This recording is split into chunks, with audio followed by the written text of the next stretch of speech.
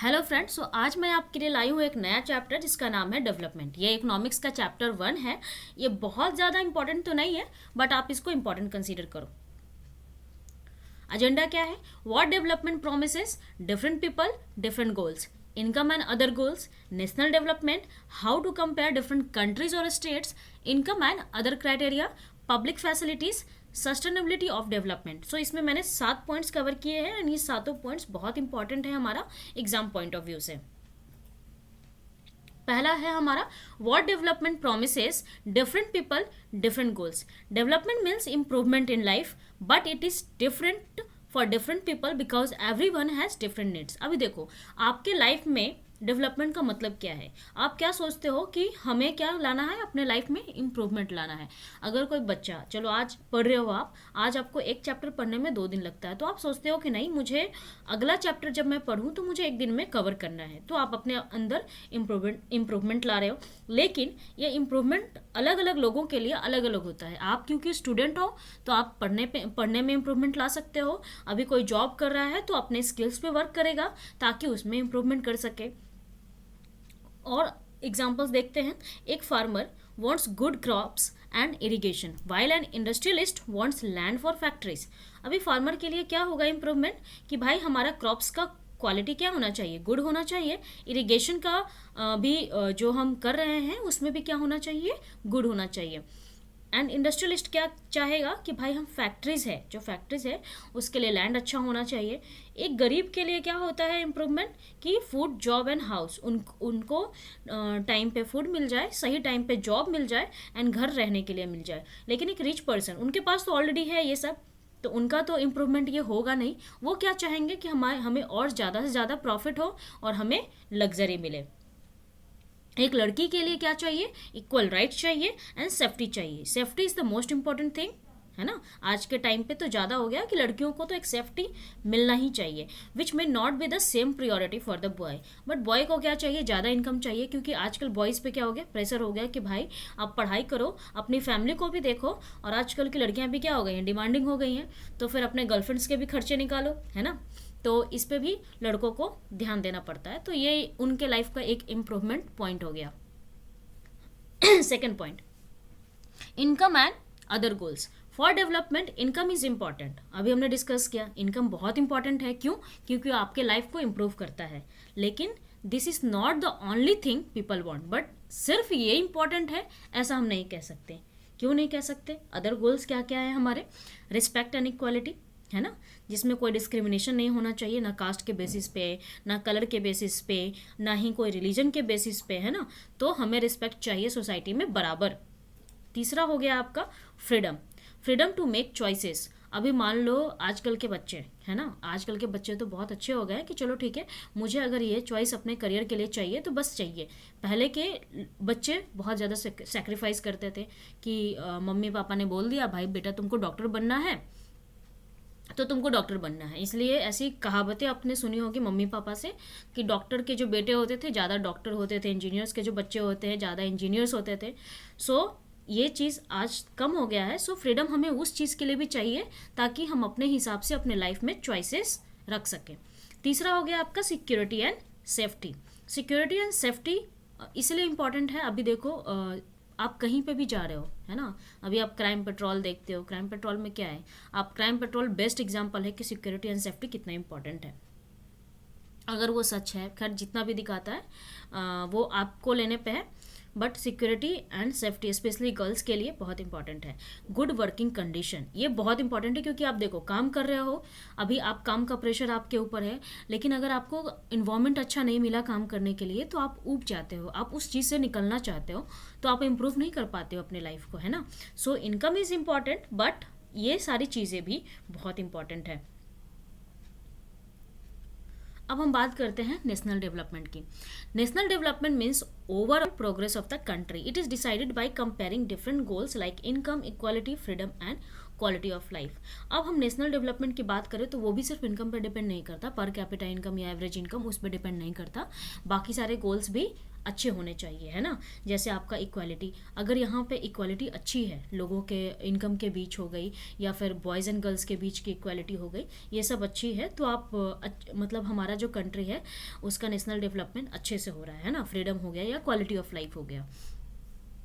फिर हम की पॉइंट्स के देखते हैं कि different people have different ideas and what is best for the country, है ना। अलग अलग लोगों के लिए अलग अलग आइडियाज़ होते हैं लाइफ में, कि भाई किसी को जिस चीज़ की कमी है उनको लगता है कि अगर ये चीज़ इम्प्लीमेंट किया जाए तो हमारा कंट्री और अच्छे से डेवलप होगा। करेक्ट।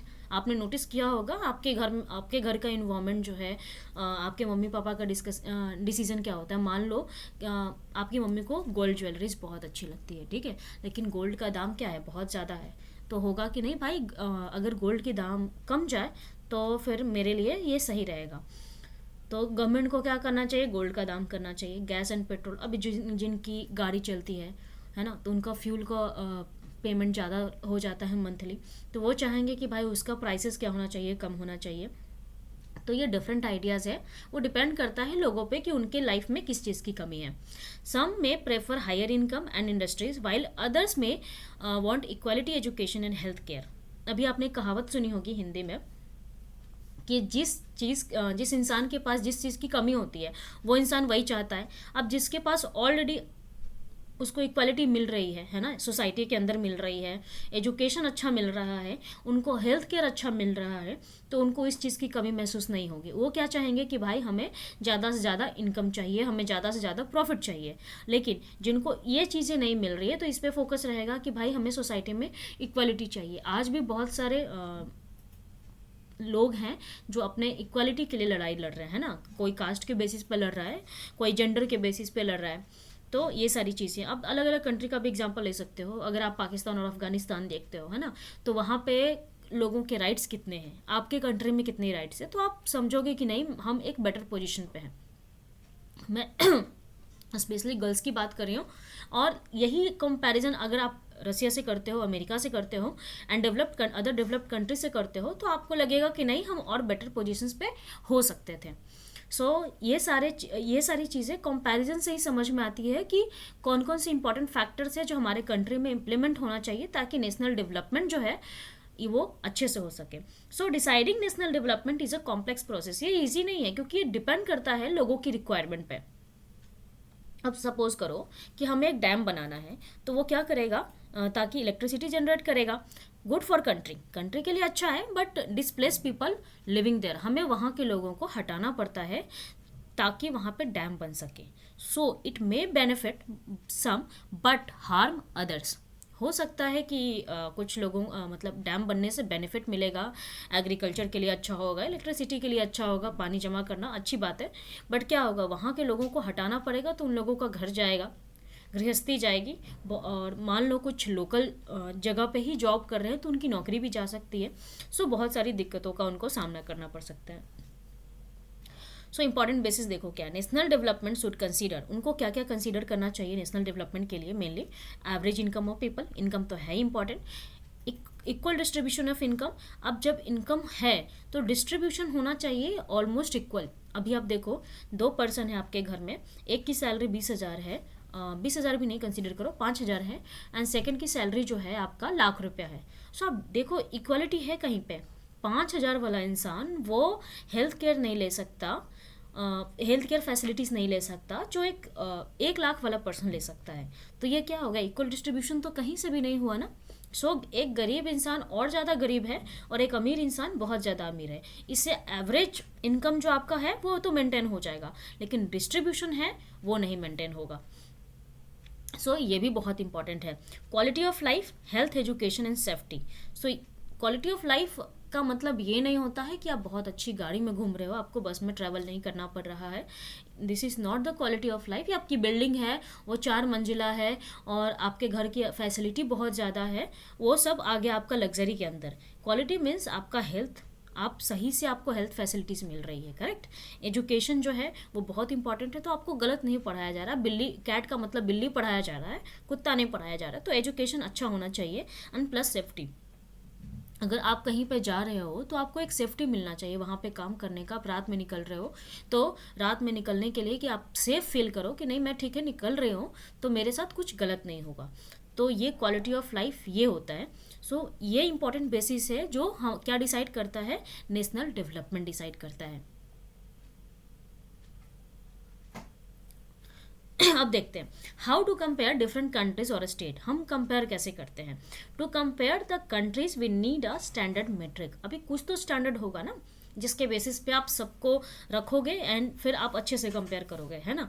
अभी आप देखो किलोमीटर के बेसिस पे कि भाई इतना किलोमीटर राजू चलता है, इतना किलोमीटर राम चलता है एंड इतना लीटर सीता चलती है। तो ये तो यूनिट अलग अलग है, आप मेजर कर पाओगे सही से? नहीं कर पाओगे। तो एक स्टैंडर्ड मेट्रिक होना चाहिए। टोटल इनकम क्या होता है हमारा?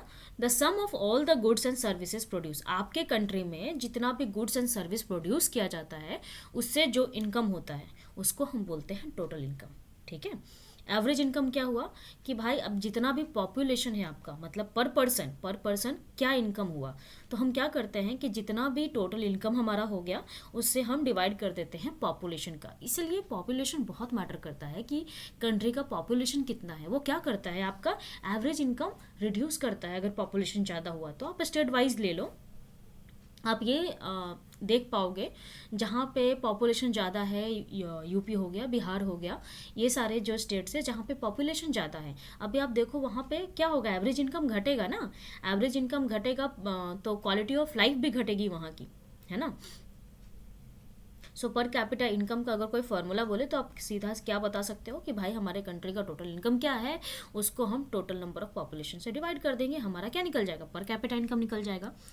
एंड अगला पॉइंट है हमारा the World Bank criterion. The World Development Report uses per capita income to classify the country into rich, low income and middle income. अभी मैंने आपको पॉपुलेशन का एग्जांपल दिया स्टेट के बेसिस पे। अभी आप सोचो कंट्री का कोई 4 कंट्री ले लो, आप कोई भी 4 कंट्री लेते हो, चाइना हो गया, इंडिया हो गया, जापान, जर्मनी, ये 4 कंट्री हमने लिया। चलो एक रसिया ले लो, 5 कंट्री हमने लिया। अब देखो आप पॉपुलेशन देखो, इनकम सेम रखो। मान लो सारी कंट्री का 1000 इनकम है, बट पॉपुलेशन जो है इंडिया का आप ले लेते हो 100, बाकी का आप 20 लेते हो, है ना। तो मैंने क्या बोला कि अगर इनकम 1000 रुपीज़ है तो आप 100 से डिवाइड करोगे तो पर पर्सन क्या हो जाएगा हमारा, 10 रुपीज़ हो जाएगा। ठीक है। अगर आप बाकी सबका डिवाइड करोगे जहाँ पे पॉपुलेशन डेंसिटी क्या आ गया, पॉपुलेशन क्या हो गया आपको 20 हो गया, तो 1000/20 आप करते हो तो क्या हो जाएगा आपका 50 रुपीज़ हो जाता है, करेक्ट। तो आप क्या हो गया, आप यहाँ से देख लो एवरेज इनकम में कितना डिफरेंस आ गया। तो पॉपुलेशन बहुत इंपॉर्टेंट है कंट्रोल करना। इनकम एंड अदर क्राइटेरिया देखते हैं। So income and other criteria is the reality check, है ना, ऑफ द चैप्टर। इसका जो अलग क्राइटेरिया है वो रियलिटी चेक देगा आपको। It argue that while having a high average income, पर capita income is a point of pride. अगर आपका एवरेज इनकम आपके कंट्री का हाई है तो आप खुश हो कि अरे ये मेरे कंट्री का हाई है। It can be misleading if the citizens are not healthy और एजुकेटेड। क्वालिटी ऑफ लाइफ अगर अच्छी नहीं है तो कोई मतलब नहीं है आपके एवरेज इनकम का हाई होने का, है ना। आज हमारा कंट्री यानी इंडिया थर्ड मोस्ट उसमें जीडीपी में आता है कि भाई हमारे इंडिया 3rd नंबर पे है। लेकिन आप अभी भी देखो इंडिया की क्वालिटी ऑफ लाइफ, अभी भी कितनी गरीबी है, अभी भी कितनी भूखमरी है। तो आपको लगेगा कि नहीं, प्राइड करने लायक नहीं है। चाहे आप 3rd नंबर पे पहुंच जाओ, 2nd नंबर पे पहुंच जाओ, चाहे 1st नंबर पे पहुंच जाओ, क्वालिटी ऑफ लाइफ क्या है बहुत मैटर करता है। In your textbook, this is usually explained by comparing the Indian state like Haryana, Kerala and Bihar. Here is the breakdown why income alone isn't enough. अभी देखो हमने 3 स्टेट लिया है, एक तो लिया है हमने हरियाणा, केरला एंड बिहार। ये 3 इंपॉर्टेंट स्टेट है जिसके बेसिस पे आप अच्छे से अदर क्राइटेरिया को समझ पाओगे, है ना। पहला है हमारा infant mortality rate, IMR, the number of the children that die before the age of 1 year as a proportion of 1000 lives birth in that year. Suppose मान लो कि किसी साल 1000 बच्चे के जन्म होता है ना। अब 1 साल का होने से पहले नंबर ऑफ कितने बच्चे मर जाते हैं, वो उसको बोलते हैं infant mortality rate. A low IMR indicates that the state has excellent health care, clean water and adequate nutrition for mothers and infant. अभी देखो, जिसका आईएमआर ज़्यादा होगा, जिस भी स्टेट का ज़्यादा होगा, इसका मतलब ये हुआ कि वहाँ का हेल्थ केयर अच्छा है, इसीलिए तो बच्चे मर नहीं रहे हैं, है ना। और क्या, न्यूट्रिशन अच्छे से उनको मिल रहा है, अच्छा पानी मिल रहा है, मतलब ये क्वालिटी ऑफ लाइफ बेटर है, इसलिए वहाँ का आईएमआर ज़्यादा है। इस बेसिस पे भी आप देख सकते हो कि किस स्टेट में क्वालिटी ऑफ लाइफ बेटर नहीं है। लिटरेसी रेट देखते हैं। The percentage of the population aged 7 years and above who can read and right without understanding. What it reveals, high literacy suggests a functional school system and a society that values human capital. अभी समझो, कोई भी state का literacy rate कितना है, मतलब क्या हुआ कि वहाँ का क्वालिटी ऑफ एजुकेशन कैसा है। एजुकेशन भी इम्पॉर्टेंट है ना हमारा। सो क्वालिटी ऑफ एजुकेशन कैसा है, उसके बेसिस पे ये जज कर पाओगे कि लिटरेसी रेट के बेसिस पे कि किस स्टेट में क्वालिटी ऑफ एजुकेशन अच्छा है और किस स्टेट में खराब है। तीसरा देखते हैं, net attendance ratio, the total number of children in the age group of 14 to 15 years attending school as a percentage of the total number of children in that same age group. What it reveals, it shows whether the children are actually staying in school or dropping out to work. अभी देखो, हमारी government ने बहुत कुछ लाया है, जैसे mid day meal हो गया एंड बहुत अदर भी लेकर आया है, Beti Padhao Beti Bachao, something like that, जिसमें गवर्नमेंट खर्च करती है, ड्रेस देती है, साइकिल देती है, सब देती है, किताबें देती हैं। लेकिन कुछ बच्चे जो एडमिशन करवाते हैं वो सिर्फ इसलिए करवाते हैं ताकि ये फैसिलिटी उनको मिल सके, ना कि उनको पढ़ना है ना। तो आप देखो कि किस स्टेट में ऐसे 14 से 15 साल के बच्चे हैं जो एक्चुअली पढ़ने के लिए स्कूल जा रहे हैं। ऐसा नहीं कि जब फैसिलिटीज़ प्रोवाइड किया जाए तब वो स्कूल जाते हैं फैसिलिटीज़ लेने के लिए, फॉर्म भरते हैं फैसिलिटीज़ लेने के लिए, ड्रेस लेने के लिए, कॉपी किताब लेने के लिए, जूते साइकिल जो भी गवर्नमेंट प्रोवाइड करती है। या मिड डे मील है तो भाई आप जिस दिन खिचड़ी बट रही है तो उस दिन हम जाके खिचड़ी खाएंगे, बस, उसके अलावा स्कूल जाने का कोई मतलब नहीं है। तो ये भी रिवील करता है कि भाई वहाँ का क्वालिटी ऑफ एजुकेशन क्या है और लोगों का जो सोच है वो कितना कितना अच्छा है कि हाँ भाई एजुकेशन कितना इम्पोर्टेंट है। सो ये भी शो करता है। अब देखो, वाई द गैप एग्जिस्ट। अब आप सोचोगे कि इतना गैप है फिर क्यों, है ना, अलग अलग स्टेट में अलग अलग चीज़ों का इतना गैप क्यों है। The reason a state like Kerala stay ahead despite having less money than Haryana is due to अब पब्लिक डिस्ट्रीब्यूशन सिस्टम। वहाँ का जो पब्लिक डिस्ट्रीब्यूशन सिस्टम है, यहाँ पे केरला और किसका कंपैरिजन किया जा रहा है, हरियाणा का, ध्यान से समझना। वहाँ का जो पब्लिक डिस्ट्रीब्यूशन सिस्टम है, Kerala has a strong system to ensure food reaches to the poor. अब केरला इस बात का ध्यान रखता है कि गरीबों को क्वालिटी ऑफ फूड अच्छा मिले और सब तक पहुँचे, जितने भी गरीब बच्चे वहाँ तक पहुँचे, जबकि हरियाणा का नहीं होगा, है ना। इसलिए दोनों के बीच में इतना गैप है। सेकेंड है आपका health and education facilities. The state government prioritize the building clinics schools over just industrial growth. सिर्फ इंडस्ट्रियल ग्रोथ पे फोकस ना करके वो किस पे फोकस कर रहा है कि भाई क्लिनिक्स होना चाहिए, स्कूल्स अच्छे होने चाहिए ताकि बच्चे जाके पढ़ सकें। Third, community awareness. A more literate population demands better services from the government. अब क्योंकि वहाँ की लिटरेसी रेट अच्छी है हरियाणा के कंपैरिजन में, तो वो समझ पाएगी कि क्वालिटी ऑफ लाइफ किसे कहते हैं, है ना, तो अच्छे डिमांड्स भी रख पाएगी, है ना। तो ये भी बहुत इंपॉर्टेंट है कि take away, money can not buy you a pollution free environment और ensure that you get un adulterated medicines unless you can afford to shift to a community that already has these things. अभी देखो, money आपको ऐसा pollution free environment नहीं देगा, है ना, और मेडिसिन में जो मिलावट होता है ना, मेडिसिन जो होती है वो 100% सही नहीं होती है, पैसे कमाने के चलते मिलावटें भी चलती है, तो वो सारे मेडिसिन नहीं पहुंचने चाहिए। वो अच्छे मेडिसिन मिलना बहुत ज़रूरी है ना, ताकि क्या हो, you can afford to shift a community that already has this things, ताकि आप अच्छे कम्युनिटी में शिफ्ट कर पाओ। तो ये गैप इसलिए है, और इस पे अगर स्टेट गवर्नमेंट वर्क करे, जैसे जहाँ पे भी गैप है, हरियाणा हो, बिहार हो, यूपी हो, जो भी है, वेस्ट बंगाल हो, चाहे कोई भी स्टेट हो, अगर जो भी वहाँ पे कमी है जिसकी वजह से गैप एग्जिस्ट हो रही है, उस पर काम करे तो नेशनल डेवलपमेंट हमारा अच्छा हो जाएगा। अब हम बात करते हैं पब्लिक फैसिलिटीज़। पब्लिक फैसिलिटीज़ देगा कौन, गवर्नमेंट ही देता है। तो पब्लिक फैसिलिटीज़ अच्छा मिलना बहुत ज़रूरी होता है। अगर आप गाड़ी चला रहे हो, रोड अच्छा नहीं है, एक्सीडेंट हो रहा है, ये अच्छी बात नहीं है, तो वहाँ पे ये फैसिलिटी की कमी है। फिर आपका हो गया स्कूल्स। स्कूल्स में अगर टीचर्स अच्छे नहीं हैं, टीचर्स को ही कुछ नहीं आ रहा है पढ़ाने के लिए, तो बच्चे क्यों जाएंगे? अब जिनके पास पैसे हैं वो प्राइवेट स्कूल में जाएंगे, बट जिनके पास पैसे नहीं है वो गवर्नमेंट स्कूल में जाएंगे, बट उनको पता है कि वहाँ पे क्वालिटी ऑफ एजुकेशन है ही नहीं। तो वो सोचेंगे कि भाई इससे अच्छा मैं काम कर लूँ, कुछ पैसे कमा लूँ, वो बेटर है यहाँ पे पढ़ाई करने से। तो माइंडसेट चेंज करना है तो क्वालिटी पे वर्क करना बहुत ज़रूरी है। For many people, especially the poor, the only way to access basic needs is it if the government provides them collectively. This is often cheaper and more efficient. अभी देखो गवर्नमेंट बोल रही है ठीक है हम तुमको अच्छी फैसिलिटीज़ प्रोवाइड कर रहे हैं, ठीक है, लेकिन हम फ़ी बढ़ा देंगे तो भी हमें गरीब बच्चे अफोर्ड नहीं कर पाएंगे, है ना। अगर पब्लिक फैसिलिटी आप दे रहे हो कि मेडिसिन है या फिर जांच है, क्लिनिक वगैरह है, गवर्नमेंट हॉस्पिटल्स है, अगर आप अच्छे दे रहे हो तो आप बोल रहे हो कि नहीं टेस्ट वगैरह का आपको पूरा पैसा देना पड़ेगा, तो भी पुअर पीपल अफोर्ड नहीं कर पाएगा। तो हमें इस बात का भी ध्यान रखना चाहिए कि बहुत इफ़िशिएंटली मिले और सस्ते रेट में मिले। अब स्कूल्स देखो, it is cheaper to run a school for the whole village than for every parent to hire a private tutor.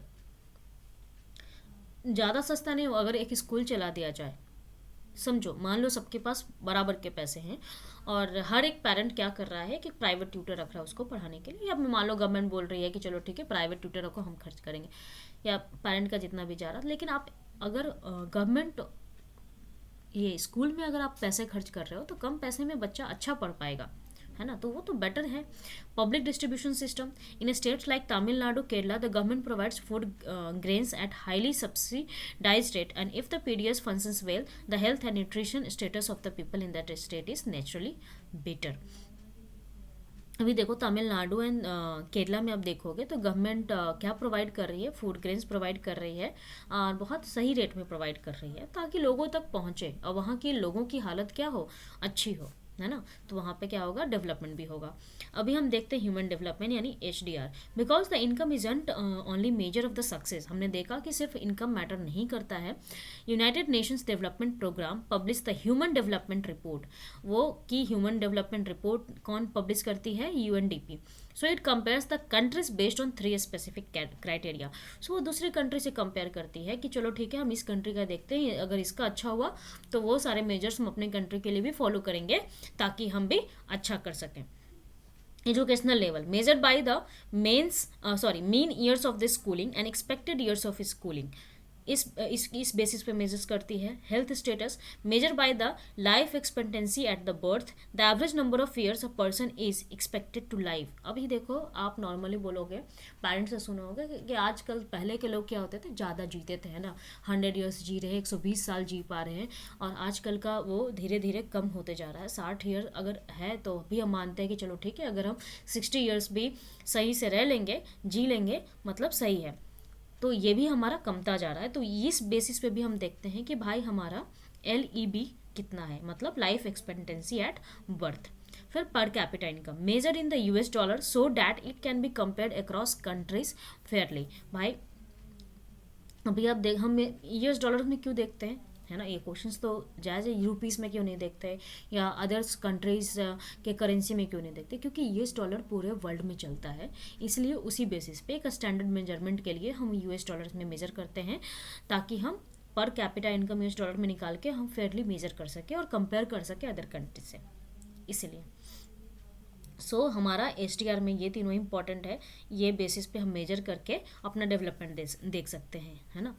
Body mass index BMI, the chapter also introduce a simple way to calculate if an adult is well nourished. देखो nutrient आप देख रहे होगे जब से मैंने chapter start किया है, न्यूट्रिएंट्स बहुत इंपॉर्टेंट है। अभी मैं वो उसमें डीप में नहीं जाऊँगी, हमारे बहुत सारे जैसे इकोनॉमिक्स में अभी आप आगे जाओगे तो डीप में जाओगे तो एक है जिसमें एक आया था जिसमें मेजर क्या करते थे, सर्वे के किस बेसिस पे करते थे, तो न्यूट्रिएंट्स के बेसिस पे करते थे कि भाई हर लोगों के पास कितना न्यूट्रिएंट्स पहुँच रहा है, कितना प्रोटीन्स मिल रहा है, कॉमन पीपल को कितना मिनरल्स मिल रहा है, ये सब के बेसिस पे मेजर होता था। तो नरिशमेंट बहुत इंपॉर्टेंट है। BMI कैसे मेजर करते हैं, वेट, कि किसी भी ह्यूमन का उसका वेट क्या है डिवाइडेड बाय हाइट, उसका हाइट क्या है, हाइट इंटू हाइट मतलब हाइट का स्क्वायर, तो उससे हमें पता चलता था BMI। अब ये स्केल क्या है, if the BMI is less than 18.5 the person is under nourished. अगर वेट हमारा 18.5 से कम हो रहा है, सॉरी BMI हमारा 18.5 से कम हो रहा है, इसका मतलब ये है कि उसको न्यूट्रिएंट सही से नहीं मिल रहा। अभी आप जाना बिल्कुल अपना BMI निकालो और फिर अपने पेरेंट से कंप्लेन करो कि भाई हमारा ये इस चीज़ की कमी है, हमें न्यूट्रिशन सही से नहीं मिल रहा, तो हमें अच्छा खाना पीना चाहिए, है ना। चलो आज सेकंड देखते हैं कि भाई हमारा 25 से ज़्यादा है, मतलब पर्सन इज़ ओवरवेट, तो हमारा इसके अंडर होना चाहिए। ये बहुत इंपॉर्टेंट है। अब देखते हैं सस्टेनेबिलिटी ऑफ द डेवलपमेंट। मैंने एक ज्योग्राफी में भी एक सस्टेनेबल डेवलपमेंट एक टॉपिक पढ़ाया था, ठीक है, तो वो जाके ज़रूर चेक करना। हाँ, अब देखते हैं, हाँ, इसका कोर डेफिनेशन क्या है। Development should be sustainable meaning it should be meet the needs of the present generation without compromising the ability of the future generation to meet their own needs. अभी हम अपनी ज़रूरतों को पूरा कर रहे हैं, है ना, फ्यूल्स ज़्यादा यूज़ करते हैं, मिनरल्स ज़्यादा यूज़ कर रहे हैं, लेकिन ये सही नहीं है। क्यों नहीं सही है? सस्टेनेबल डेवलपमेंट उसको वैसे डेवलपमेंट को बोलते हैं जो आप यूज़ तो करो लेकिन फ्यूचर जनरेशन्स के का ध्यान रख के आप यूज़ करो, है ना, उनके नीड्स को ख़त्म मत करो अपने लालच के कारण। ग्राउंड रियलिटी क्या है, इसको आप एज अ वार्निंग समझ सकते हो। Scientist have been warning that the current type and the levels of the development are not sustainable. We are using up resources faster than nature can replenish them. अभी आप पानी को waste कर रहे हो, फ्यूल को वेस्ट कर रहे हो, आपको 1 किलोमीटर जाना होता है तो भी आपको फ्यूल यूज़ करते हैं, गाड़ी यूज़ कर रहे हो, है ना, आप हर चीज़ में एक्स्ट्रा यूज़ कर रहे हो, पानी खुला छोड़ देते हो, नहाना भी आपको 5 मिनट है तो पानी तो ज़्यादा वेस्ट होगा, फ्रेश वाटर ज़्यादा है नहीं। तो ये सारी चीज़ क्या कर रही है, रिसोर्सेज को कम करती जा रही है। अब रिसोर्सेज कम होगा तो फ्यूचर जनरेशन्स के लिए क्या होगा, एक वार्निंग है ना वो। तो इसीलिए कि ये ग्राउंड रियलिटी है कि आप रिसोर्सेज ज़्यादा यूज़ कर रहे हो, जो नहीं करना चाहिए। अब देखो 2 टाइप के रिसोर्सेज होते हैं, renewable and non renewable. Renewable resources उसको बोलते हैं जिसको आप रिन्यू कर सकते हो। हवा हो गया, है ना, हवा आप कितना भी यूज़ करो, वो अलग बात है, आप दिल्ली का हवा नहीं यूज़ कर सकते। सो हवा आप कितना भी यूज़ करो वो ख़त्म नहीं होता, तो वो रिन्यू हो सकता है ना। एंड ग्राउंड वाटर भी एक एग्जांपल मैंने इसमें दिया, तो ग्राउंड वाटर भी क्या है, हमारे नेचर में है, सो आप यूज़ करो, वो ख़त्म नहीं होता है, बट ये भी ओवर यूज़ करना गलत है। ठीक है। नॉन रिन्यूएबल में क्या होता है, क्रूड ऑयल। एक तो ये रिसाइकेलेबल है क्रूड ऑयल, है ना, आप कोई भी ऑयल फ्यूल यूज़ कर रहे हो, ऐसा नहीं कि आप उसको रिसाइकल कर सकते हो। सपोज सम टाइम्स आप ये देख सकते हो कि मेटल्स हो गया, आज लोहे का सामान कुछ यूज़ कर रहे हो, ख़राब हो गया, प्लास्टिक हो गया, आप उसको यूज़ करके रिसाइकल कर सकते हो, लेकिन जो ऑयल्स हो गया उसको आप रिसाइकल नहीं कर सकते, तो उसको ध्यान से यूज़ करना चाहिए। सिर्फ इतना ही नहीं, अगर आप कोई भी चीज़ ओवर यूज़ कर रहे हो उसके वजह से हमारा इन्वायरमेंटल डिग्रेडेशन भी हो रहा है, पॉल्यूशन भी फैल रहा है। So pollution and the resources depletion do not respect state और national boundaries. If one country pollute the air, the consequences यानी global warming is felt by everyone. Therefore sustainability of is a global issue. ये global issue है, समझो बात को। Global warming क्या होता है ये मैं बार बार एक्सप्लेन नहीं करूँगी, लेकिन आपको इस पर डिटेल चाहिए तो मैं अच्छे से एक डिटेल वीडियो, शॉर्ट वीडियो आपके लिए बनाकर लेके आऊँगी, कमेंट में जरूर बताना। So the famous quote, we have not inherited the world from our forefathers, we have borrowed it from our children. This means we have a moral responsibility to leave the earth in a good condition for the next generation. अभी आगे जो बच्चे आने वाले हैं, अगर आप उनके लिए पानी नहीं रखोगे वो पानी नहीं पी पाएंगे, जो कि बहुत इंपॉर्टेंट है। तो आप जो भी आज कर रहे हो उसका इफेक्ट आपके फ्यूचर जनरेशन पे पड़ता है। तो हमें जैसे जिस वे में हमें अर्थ मिला है यूज़ करने के लिए, हम इस बात की कोशिश करें कि हम अगले जनरेशन भी उसी वे में यूज़ कर सकें।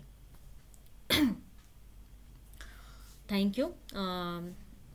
अगर आपको ये कंटेंट पसंद आता है तो please like share and subscribe.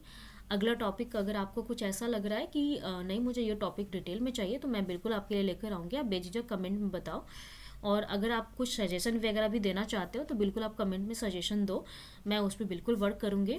Thank you everyone, मिलते हैं नेक्स्ट वीडियो में। Bye bye.